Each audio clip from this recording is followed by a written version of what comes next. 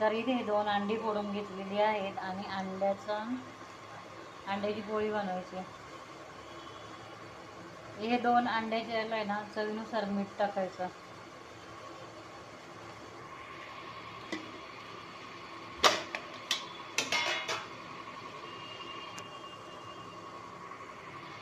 आणि आपल्याला किती तिखट लागतंय ही हळद पावडर आम्ही हळद टाकतो. आणि आपल्याला जेवढं तिखट लागतं तेवढ्या प्रमाणे बनवायचं. आता हे चांगलं फेटून घ्यायचं. मीठ सगळीकडे चांगलं लागलं पाहिजे.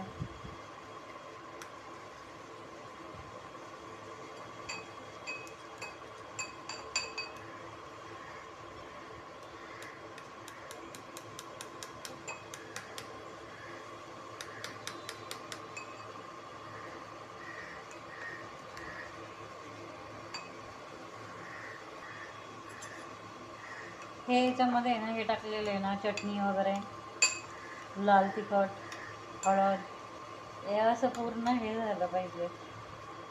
हे अशा गुठळ्या राहता कामा नये. या गुठळ्या राहिल्या ना. आणि आता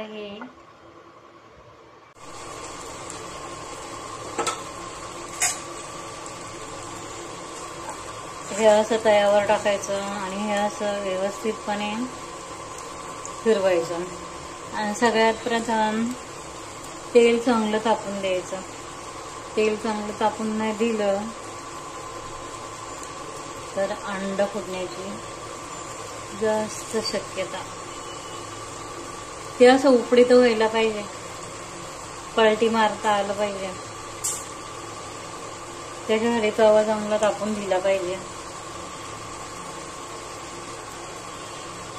आता हे असं झालेलं आहे. जस्ट अंड्याची पोळी.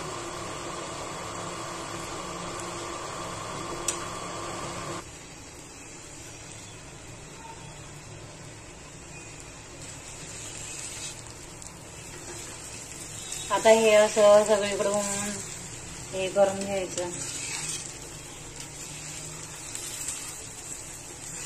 आणि नंतर मग हे असं पलटवायचं. सो ही आपली अंड्याची पोळी तयार. 1 मिनिट असं हे भाजून द्यायचं.